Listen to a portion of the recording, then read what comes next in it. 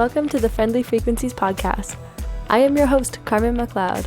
I am traveling the world as an artist and tour guide, and along the way I am documenting my journey of personal development, self-reflection, and spiritual growth. Through my stories, I hope to inspire you to create the life of your dreams and remind you how powerful you truly are in this world. Thank you so much for joining me on this journey of transcendent transformation.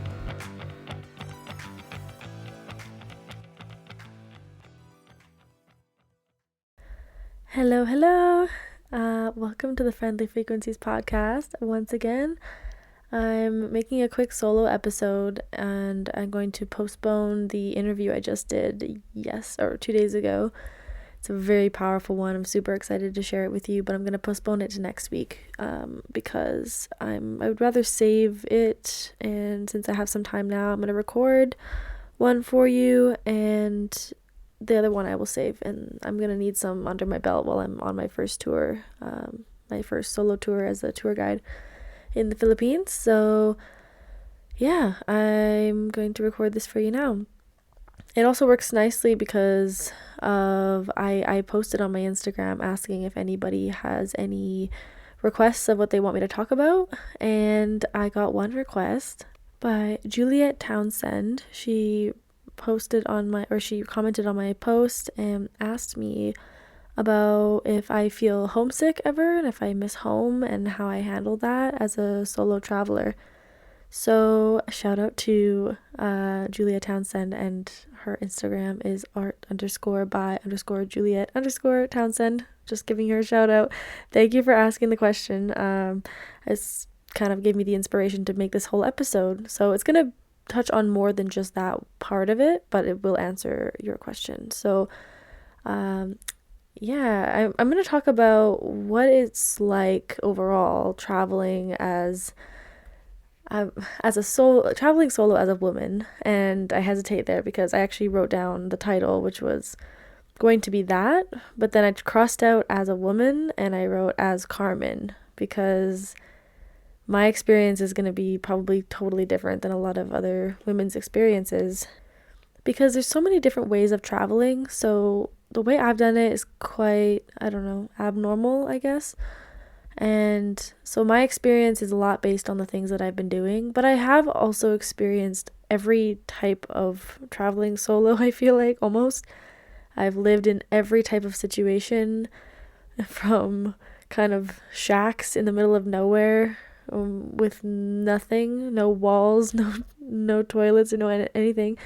And I've also stayed in fancy hotels and, really nice places. So I've stayed in the boonies of buttfuck nowhere, and I've stayed in the super touristy areas, and I've been around plenty of locals, and then I've also been around plenty of tourists. So I've definitely done all of the spectrum of in between of all of that. So I think I actually am a good person to give you an insight on what it's like, because I have done a lot of the different options that people kind of do. Now, yeah, I've been technically backpacking this whole time for most of the time. But not, when you say backpacking, I feel like a lot of people picture, when I think of backpacking, I'm like, okay, my time in Vietnam was like legit backpacking. I was going from hostel to hostel, mostly just hanging out with foreigners, party hostels every time, basically. So lots of touristy things, and yeah, just a lot of hanging out with Westerners and foreigners. So for me, that's an experience that I absolutely love, because I made long time friends that way and had really amazing experiences. But I wouldn't want to do that the entire time. I have gained a lot more from my times living with locals and really experiencing the culture of a place. I've gained a lot more from that and learned a lot more about myself, because those are also the times where I'm given more time to be on my own. But when I do the backpacking thing, I end up I make friends and I end up following them, and then I'm never really alone. So it's a beautiful experience. But I wouldn't do that the entire time. I also crave for that sometimes because I've been working out here as an artist. I often want to go after being with only locals and being the only white person for the whole island sometimes, or the whole area, and all of the strangeness that comes with that, like sometimes I'm craving the having other people around who are like me, who are foreigners.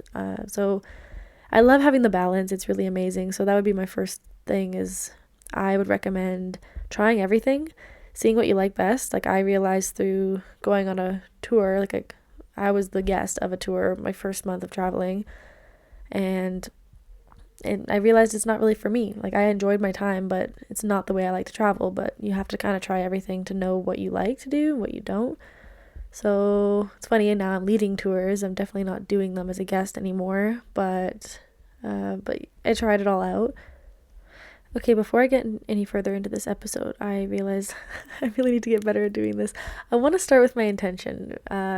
It's a new thing I'm integrating into my episodes, so I'm often not remembering to do it at the very beginning. But I like to give now an intention, and I was inspired to do this by another podcast I listened to called Manifestation Babe, and I was listening to her for a long time, and she talked about intention setting and just how she sets intentions before doing anything. Like, all throughout the day she's setting intentions for what it is, so she's just being really intentional about what it is that she wants to create with what she's doing. And so something that I took from that is that before my podcast episodes, and I've done this every time, I've written down my intention. I just often forget to tell you guys about it. And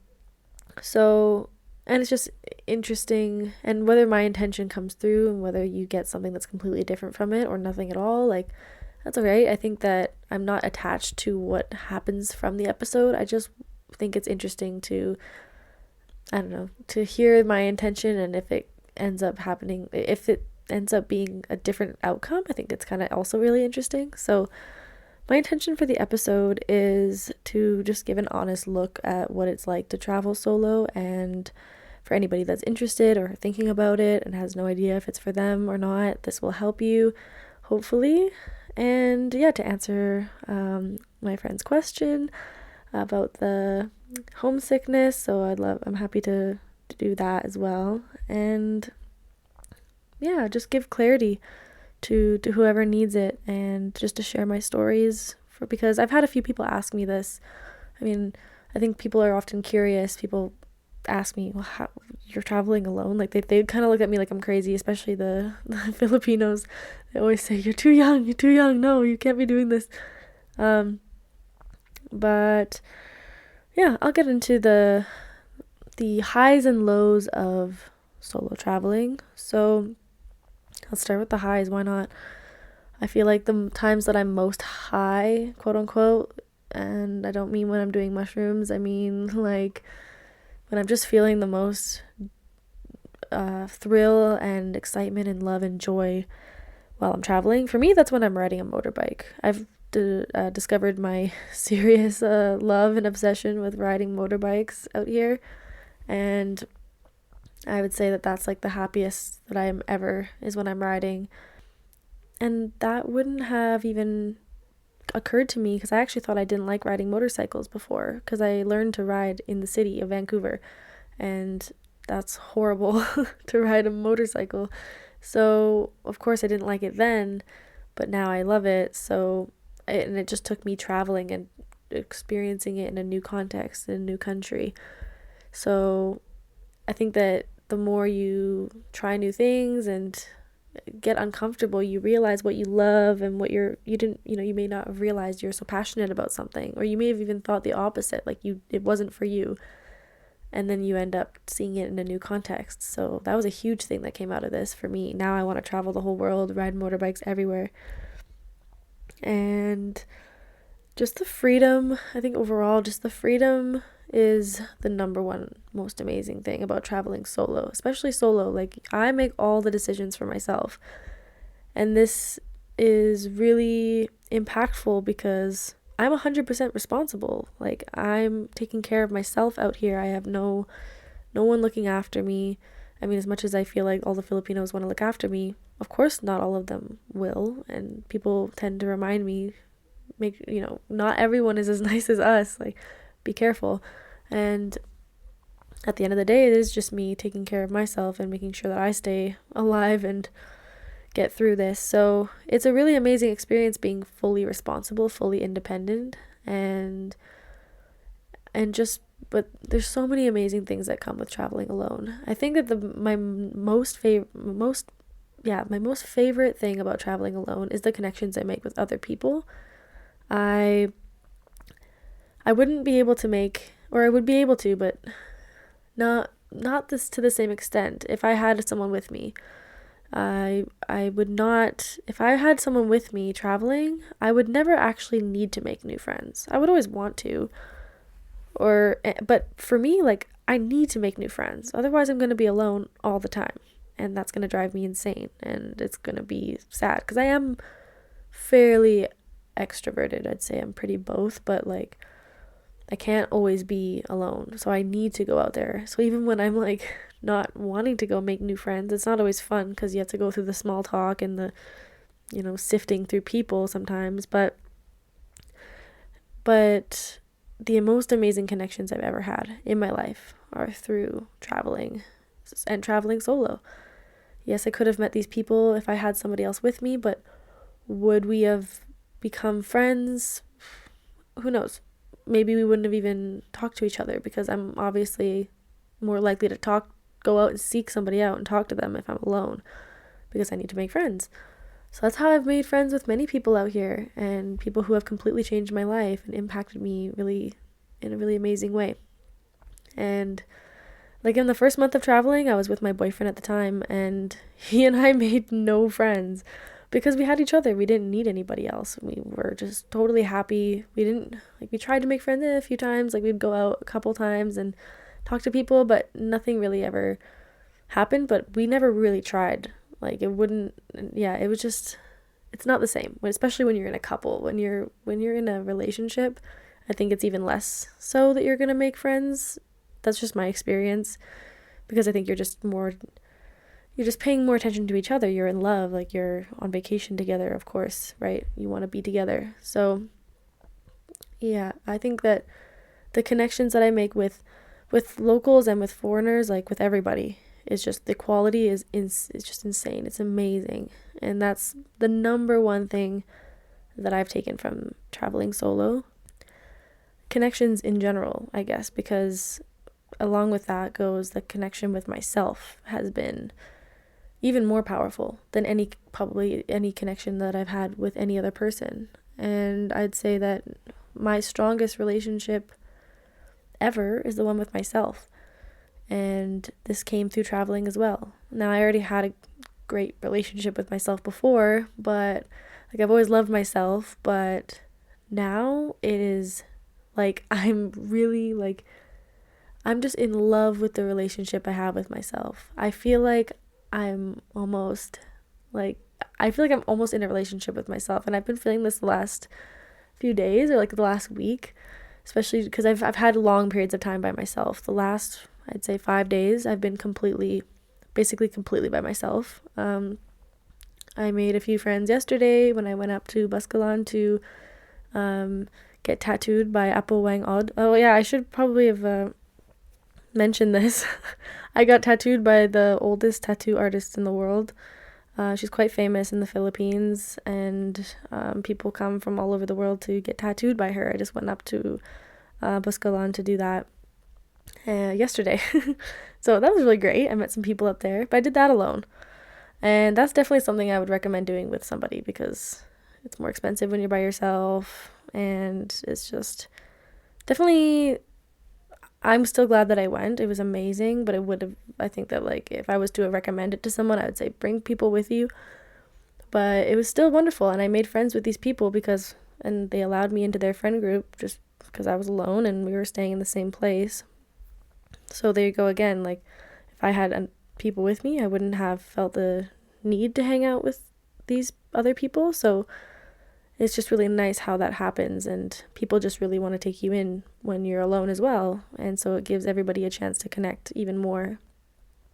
But getting back on track, spending this much time with yourself really, essentially forces you to become your own best friend and your own partner, And you have to, I have to create my own happiness. I can't rely on anybody else for it. And that's not just when you're traveling, it's in life, anyways. But I've really learned how to do this to a new extent out here, of course. And it's been amazing. I've had just absolute transcendent love and joy, and just all of these feelings just being in my own presence. And I felt so much stillness over the last 5 days, being with some people before that, like being with friends. I had made friends before that, and I spent, a week with people and partying and just like having a lot of fun, and it was great. And then I was like, okay, it's time for me to go be alone. And so I went to Sagada, which is now my favorite place in the Philippines, by far, my number one favorite place. And it's just like Canada, the way it feels here. It's cold, there's pine trees everywhere, and I've just been riding around on a motorbike for many days straight, just thinking and just being in complete silence, basically. And it's been amazing, like absolutely amazing. So I just like to go back and forth between the being with people, not being with people, and just going and doing whatever I feel like is right at the time.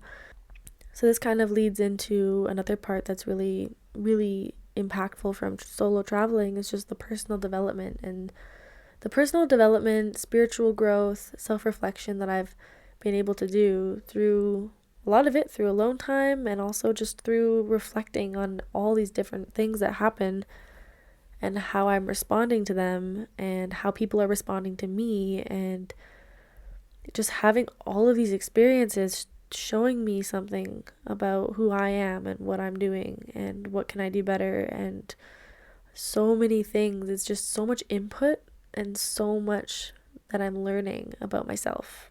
And every single day I'm learning something about myself. It's really amazing when you're taken out of your routine and you're just put into a completely new context, a whole new place, and with all new experiences, and you don't actually know what's going to happen in the next moment.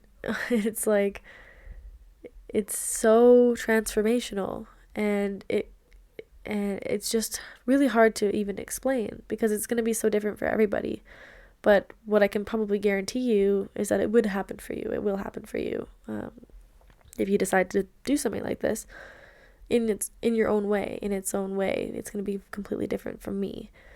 And luckily for me, I'm obsessed with personal development. I'm always obsessed with improving myself and all of these things. So it's really perfect that traveling is like the most, like they say that traveling is like, you learn more from 1 year of traveling than you do from your entire life in school. And it's true. It's because it teaches you all of the things that you probably should have been taught in school. That's my experience and what I've heard from a lot of people who have done this.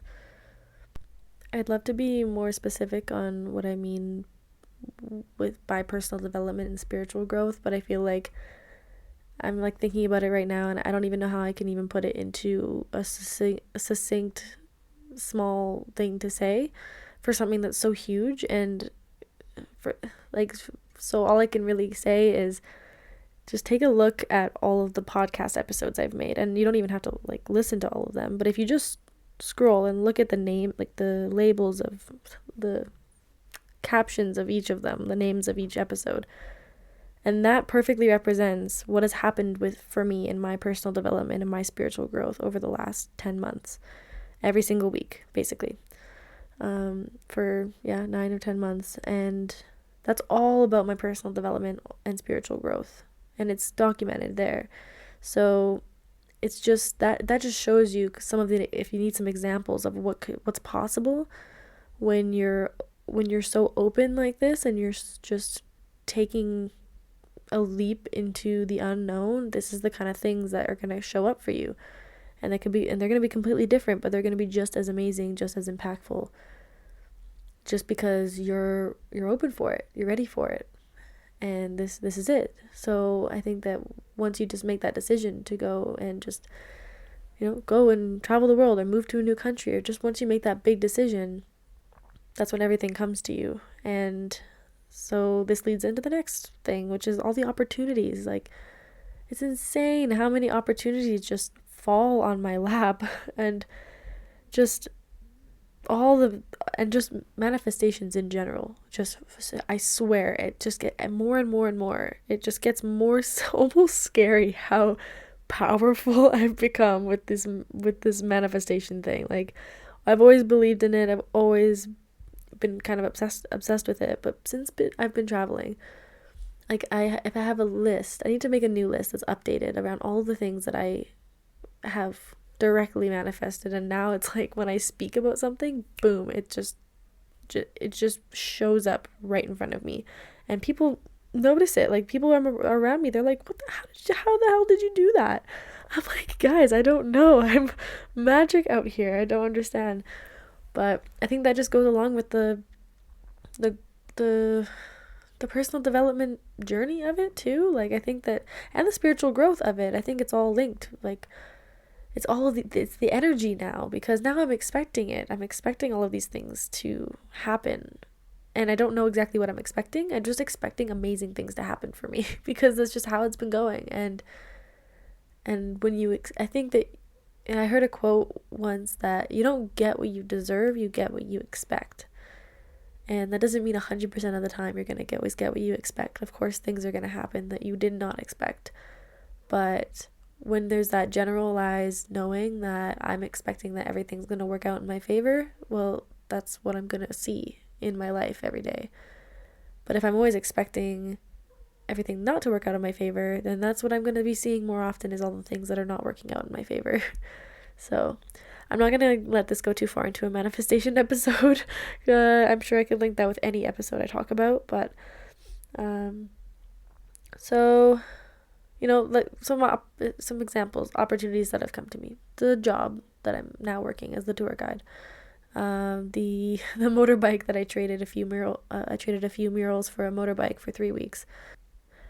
Things like this are just going to show up for you, especially because when you're also clear about what it is that you want, you're more likely to talk to more people about it. And that's why I talk to everybody, including you guys, about all of my dreams and desires and goals. Like I don't hold anything back, because the more people I talk about this to, the more energy builds up around it, and that's always a good thing, because most of the people I talk to want the best for me. Like I'm not talking to shitty people for most of my time, and for the couple percentage of people who don't want the best for me, I mean, that's definitely not going to outweigh all of the good. And the more I talk about it, the more chances are someone's going to have the answer to what I'm looking for, and they're going to say, "Hey, actually, I know this person," or "I have this motorbike and I actually need murals, blah blah blah," like that kind of thing. And so I think that this just traveling puts you in touch with the right people, and I always am just trusting that the right people are going to show up for me at the right time. Okay, so I'm going to get into the lows now.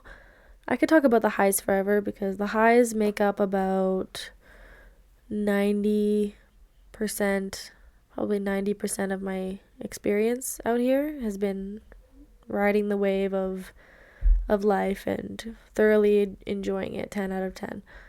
And then I'd say like there's maybe a 3% of it, or 5, I don't know, something 5% of it is really down in the dumps, in the shitter, not really horrible experiences. But they're not horrible, they're actually amazing, because those are the ones that a lot of growth and personal development comes from, is those times. So they're definitely not horrible, they just feel like it in the moment. That's a very small percentage of the time, and that's kind of inevitable. And I'll tell you, when those show up for me often, they don't show up often, but when they do, yeah. And then the other, I guess, 5% is just neutral. There's obviously going to be times where I'm not in the complete 0 out of 10, but I'm not always going to be 10 out of 10, right? I'm always going to be, sometimes I'll be neutral. So I would say that when I'm in my lowest of lows, when I've been in the lowest of lows in my travels, is when I arrive to a new country. That is, so far, I think that's happened every country. I think that's happened every country. Maybe not Thailand so much, because I had my boyfriend at the time with me, and I felt like I felt very safe and didn't really have to worry about so much because I had somebody with me and we were kind of figuring it out together. And so, and I felt like I was taken care of, So then, of course, I arrived to Cambodia, which is the first country I visited by myself after that. And that was the lowest point of my entire, probably, I think that's one of the lowest points in my entire life, was just arriving in Cambodia, and that first 24 hours was horrific. And it was my first experience of being solo, and I completely was regretting all of my decisions. I said, like, I can't do this, I'm going home. I was crying for an entire, like, all day, all night on the phone with my mom, and just so many things went wrong. Well, not even that many things. They're normal things, like getting ripped off because you don't know the currency, and not everybody is very nice when you arrive at these places. Like, not everybody is going to be nice to you. Um, so I was getting ripped off, and just all these things kind of went wrong with me trying to get from the airport to the island I was going to. And I was also sleep deprived. I had pulled an all-nighter before and went on a flight after, and I was emotionally wrecked because I just left my boyfriend at the time, who we were still together, and we were leaving each other for what we thought would be a year of long distance relationship. So completely emotionally wrecked. So just in like a super duper vulnerable state, I go to be traveling on my own for the first time. And then add on top of that all of the having to travel like 8 hours down the country and all of these things going wrong and having no idea what I'm doing and never knowing if I'm safe in this new country. So that was the lowest point for me, was just that whole day, especially even the evening when I'm just like, I just wanted to give up right away. And that was the most intense, but like every time I arrive to a new country, some of those experiences are similar. I'm often sleep deprived and often a little bit emotional, or a lot emotional, because I'm leaving people. I come from leaving whoever I'm with, loved ones.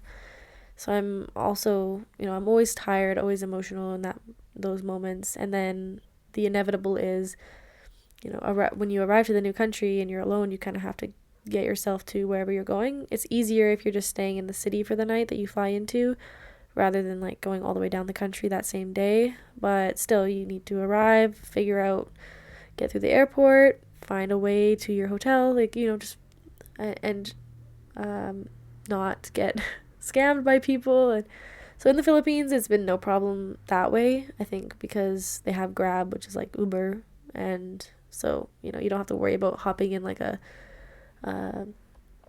tuk-tuk, or which is just like a random driver who is going to ask you for a lot of money. And my experience is other countries are very the other countries I've visited, like Thailand, Vietnam, and Cambodia, they want to take a lot of money from the foreigners, in my experience, and they want to rip me off. But in the Philippines, that's never really been my experience. Very few times. They're way more genuine out here. They actually want to have us here, and they actually just love having foreigners around. They don't want anything from us but our company. So I just love Filipinos for that.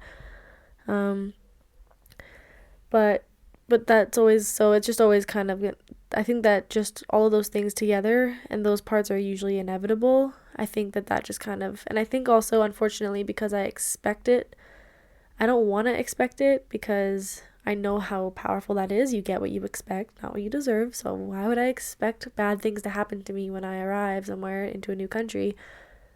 And I'm not expecting, it's like I am expecting it, because every single time something has gone wrong, and it's usually something out of my, like, completely something that you wouldn't expect to happen. It's not just an accumulation of those things. It's like, I think those things are what bring the energy of chaos, and then something bad happens, like something really like kind of bad. So I'd say, I mean, yeah, that was the Cambodia example. That was the worst one.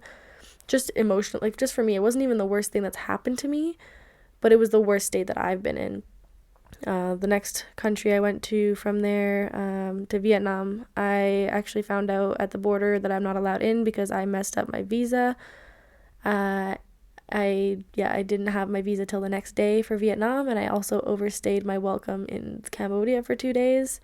So I was essentially an illegal immigrant and couldn't get into Vietnam until the next day. So I had to stay at the border till the next day. And I know it's funny to say that like I was an illegal immigrant in Cambodia, but that it's actually not as bad as it sounds. Like I just had to pay them like $10 Canadian. That was it. Um, but just that moment was a bit scary because of the border guards were creepy and not very nice, and that's a different thing I can get into later. Is just like that whole experience of men while traveling, but for now, yeah. So that whole situation was difficult and stressful, but made it through, no problem. Then the next country would be the Philippines, and what happened there was I missed my flight from Vancouver to the Philippines. I missed the flight. A bunch of things went wrong there. I made a whole episode on that and all the breakthroughs that happened through that experience. So, like I said, this is all, I mean, it's all neutral. I don't even like for me it's all great. It's amazing. But I feel like all events are just kind of neutral, and I can choose how I look at them. But I look at them all like miracles because all of these have taught me something. But I really want to unlearn the expectation that because I'm arriving to a new country, that means something's going to go wrong. Because I don't want to think that, because that's what I keep getting is these really bad experiences. And yeah, so for the next country, which is New Zealand, I'm going to break the cycle of really bad things happening. But so that's like the small 5% that I'm talking about. And then the rest, all the stuff I talked about before with all the amazing things, like that's the 90%. So don't let any of this scare you, because like I said, this is the most impactful, I'd say, or some of the most impactful things is when these things are going wrong. Because when you're able to self-reflect on it and take full responsibility for everything, it grows you a lot, because it's grown me a lot, because I know that, and I've been able to really see how my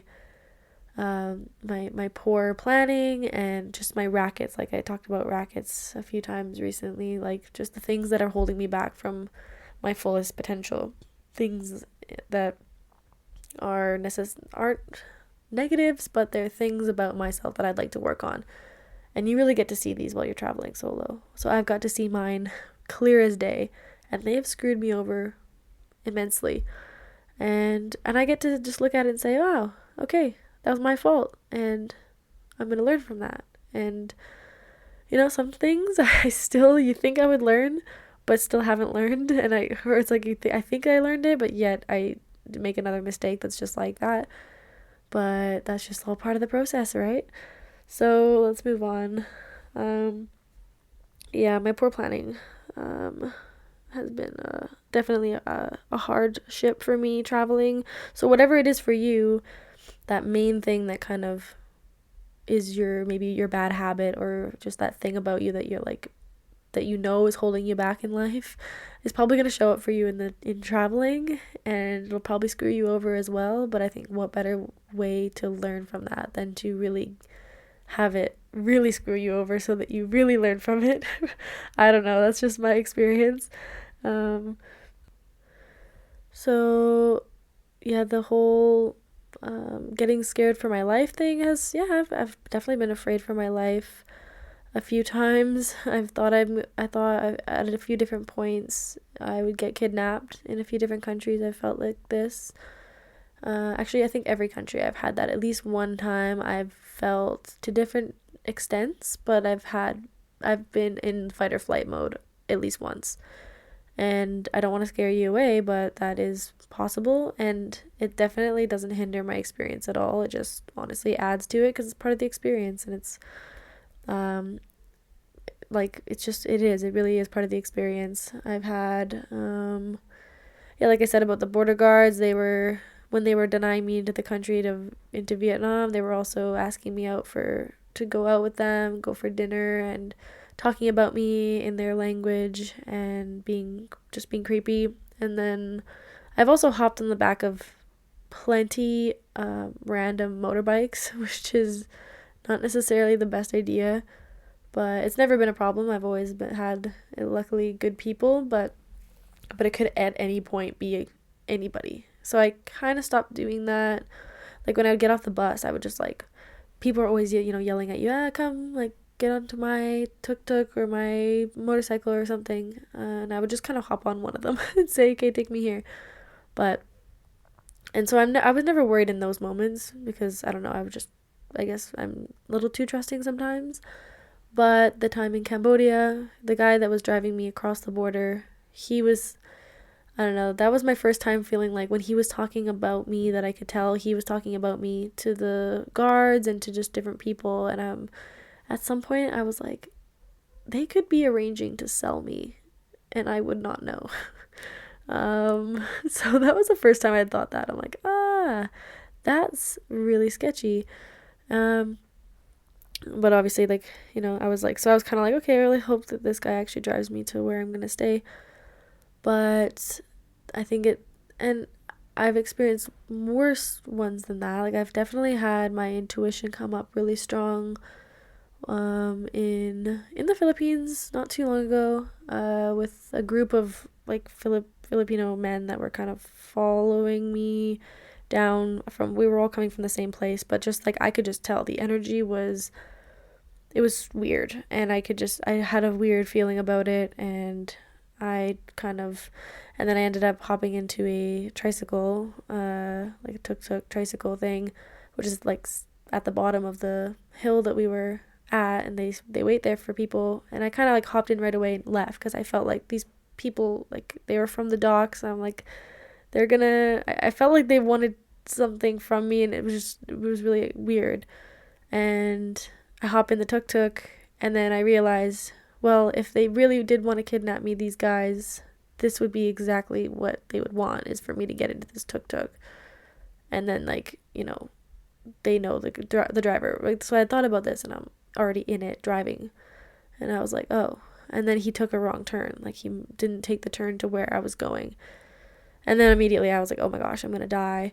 And I asked him, I said, okay, can you turn around? You're going the wrong way. And then I said, do you happen to know those guys that were with me up there? And he said yes. And then I was like, okay, I was like, I didn't say I was going to die, but in my mind, I just immediately started praying to God, like, the whole ride home.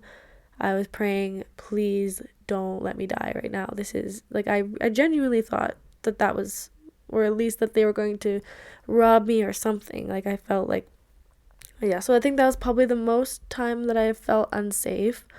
Other than that, I've been flashed in Vietnam. A guy flashed me. And and then I had to, like, kind of run away, and luckily I had a motorbike, so I just, like, skirted out of there really fast. But then I was just like, I thought that someone was also following me from that point, because there was a bunch of them drinking, and so that part was kind of scary. So yeah, every country I've had this thing, these things happen, and it's inevitable, unfortunately. But it's been I'd say only a couple of times. Like, these few times that I'm mentioning to you are kind of the only times, I would say. Other than that, just, yeah, you get a lot of attention from men in the Philippines, I'd say, is far more than the other countries. Like, I found the other countries, it was more like,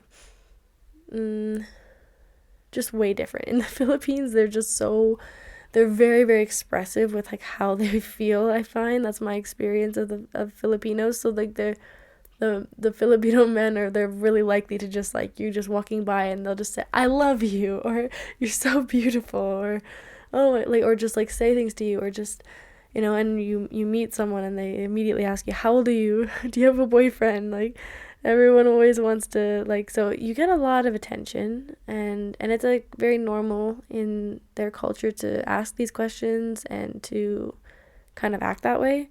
But it can be a little bit strange when you're arriving especially if it's like your first country that you're arriving to, going from home where I mean, no matter how beautiful you are at home in the Western world, like you still have no idea what it's like having this much attention. Like it's out here, it's completely unrealistic the way that I'm treated as a white woman is super unrealistic.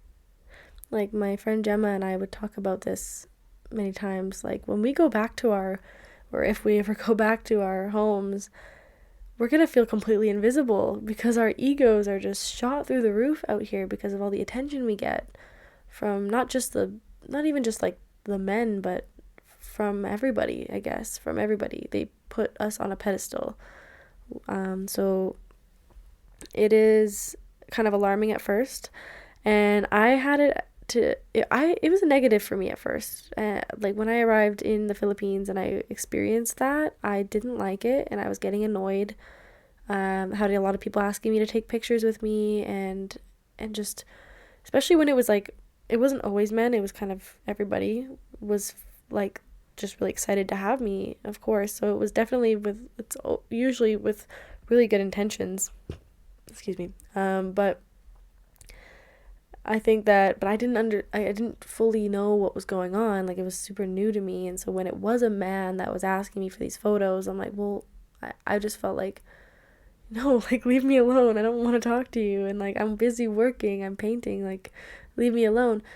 And I made an episode about this a long time ago about this when this was the case, because I changed my context really just in a split second.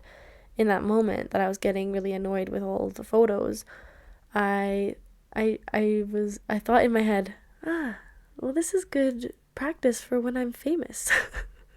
Which I know sounds like a really big egotistical thing to say, but I always say this, like when I'm rich and famous, like and for me, like when going into this type of work that I'm wanting to do, I know that I'm seeing myself as a public figure. That's what this vision of my life has become.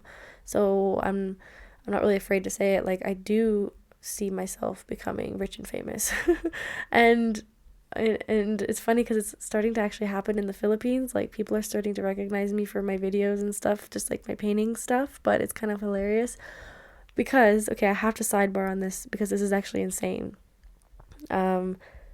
This story that I'm telling you right now, the context shift of when I was annoyed with all of the attention, and then I changed it to saying, oh, but this is getting me prepared for when I'm famous. Well, at that time that I had made the time that I had that thought, I had about 500 followers on Instagram. It was stuck there for a year or something, like at 500 followers, okay? And now I'm at like 50,000, and this is 4 months later. And I'm like 50,000 on Instagram, and then like another 50,000 on TikTok. Like it's kind of crazy how but the Instagram one is the one that grew. Like that went from 500 to 50,000 in 4 months of my reels going kind of viral in the Philippines. So it's like all my followers are Filipino. And but just the funny thing about this is like I feel like I completely manifested this because I just used that feeling of being literally, I felt like I was famous there in Mindoro when I arrived, and I used it into my advantage of like, okay, well, I'm famous. And then that vibration like led me to becoming like I'm not famous, but like, you know, getting more recognition and stuff online. So it's really hilarious.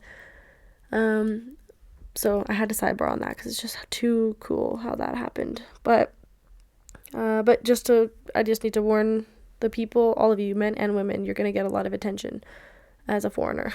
unless you're Asian, then you can pass as Filipino and they won't give you as much attention. But yeah, so it's just something you need to be aware of and just go with the flow and enjoy it. Like just try to find the joy in it and just enjoy having people love you, because it's nice. It's nice to be loved by everybody, right? So just look at that side of it rather than it being too overwhelming sometimes.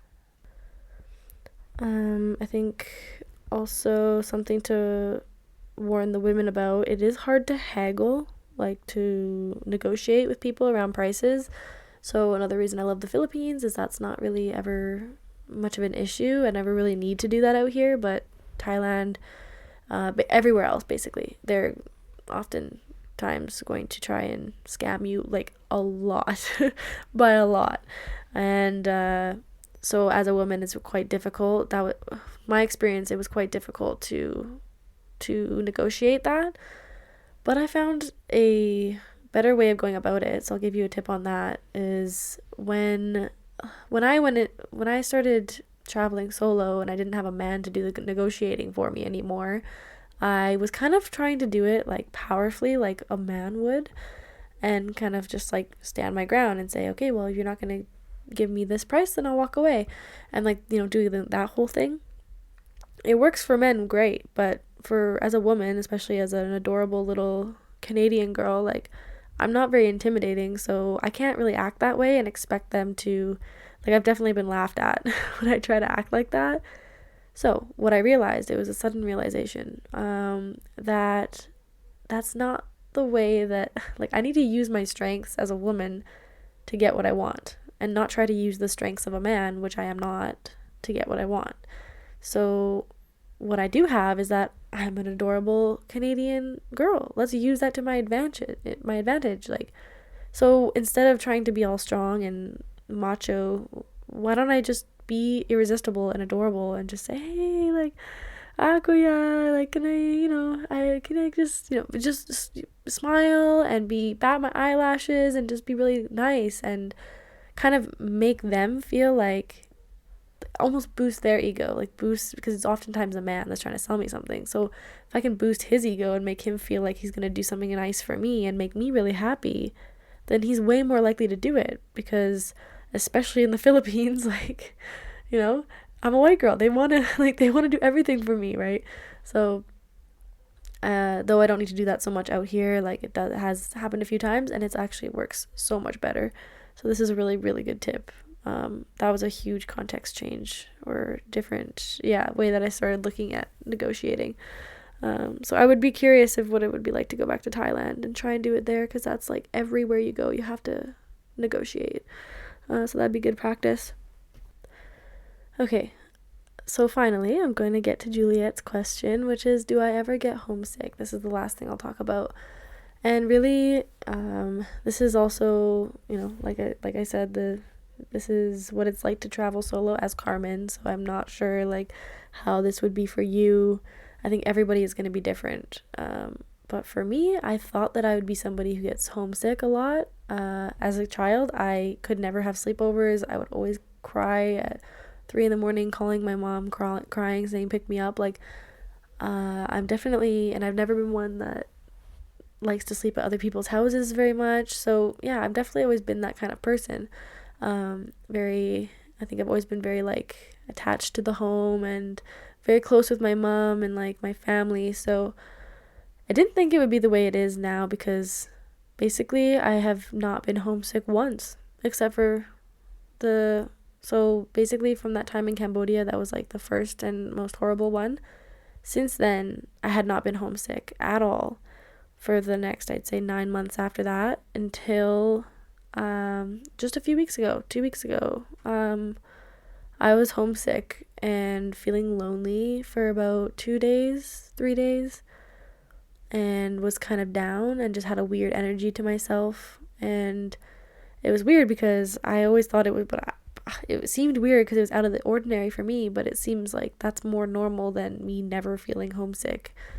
I think because I'm always just so happy and free and joyous out here, it's really hard to be homesick. Like, I don't actually miss Vancouver. Like, I miss my family, but it doesn't even like affect me. It's like I can call them anytime. It doesn't really, I'd love to give my mom a hug, but it's not something that makes me sad that I can't. Like, it's just because I'm just so happy, and I know that my family's all really happy at home, right?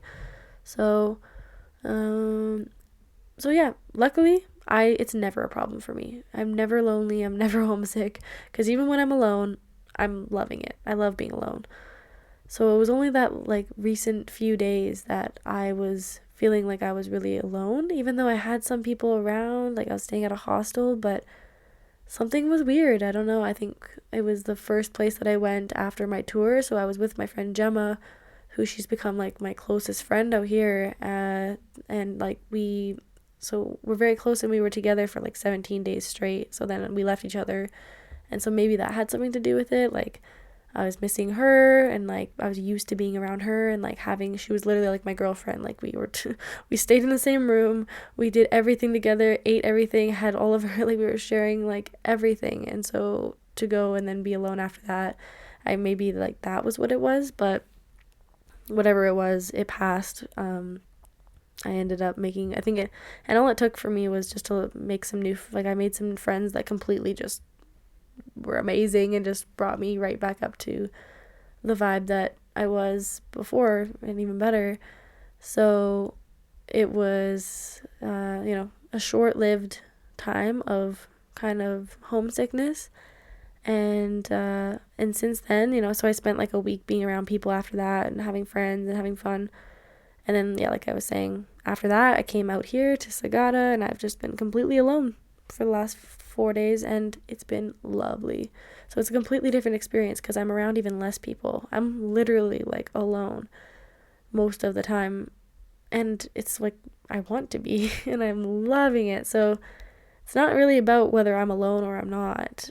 The feeling of being lonely can kind of happen whether you're with people or not, I think. And it just depends completely on what's going on the inside, what's going on in my mind, why am I feeling this way when there's so many amazing things going on, or why am I whatever, right? So it depends. But I think that you're bound to get homesick when you're traveling for so long, but I thought that it would be a lot more than it is. So for me, it's never been really a problem. And yeah. So I think, but also Juliet asked me like, how do I deal with it? So in that moment, I think I could have dealt with it better. I was also sick at the time, so what I think I would have done differently is make more phone calls, just like call my family more at that time because I wasn't actually calling them. So I was lonely and I was missing my family a lot, but I wasn't actually calling them because I was sleeping a lot. I was sleeping in, and then it would be too late to call them. So I think, but then I'd wake up and I'd be like, okay, now I can't talk to my family, and now I'm alone, and I also didn't have, I don't know, it's just a weird vibration state that I was in. So I think that I could have done more to make myself feel way more happy by just calling my family. I was sad because I was missing them for the most part, and I didn't even really call them that much. So I could have kind of solved my own problem. So I think when there's a lot of factors in the way, I think that's kind of what it is about. So hopefully that answers your question. I mean, I knew my answer would be quite short to that one because I don't have much experience with being homesick. And so but I think that at the end of the day, when you have the stronger relationship you have with yourself, the less likely you are to feel sad about missing other people. Because I feel like maybe that's why I don't actually really miss people at home like I do. Like this, I miss people, but it's like I think I'm just, because I'm so happy and content with myself, and I know that myself is all I really need at the end of the day. I think that's why I don't really get homesick or sad about it. So I think the more that you can really just meditate, be with yourself, if you are with people a lot at hostels and stuff, find that time to go be with yourself and just enjoy your own presence. And the more you do that, I think the less you get homesick. So there's my 2 cents. There's what it's like to travel solo as Carmen.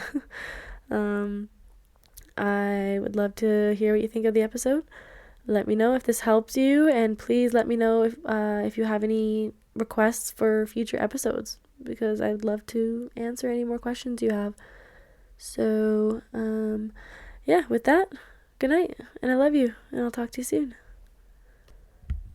Okay, wait, I didn't even mention, for anybody that's thinking about going and traveling solo, I highly, highly recommend Workaway. I really need to get them to sponsor me because I talk to everyone about them. But I really, really recommend Workaway. That's where I don't think none of what I'm doing now would be even possible if I didn't do Workaway at first, because through Workaway I met, I met Gemma through Workaway. I met the person who I met, Simon, who introduced the job to me. Now I have this job as a tour guide.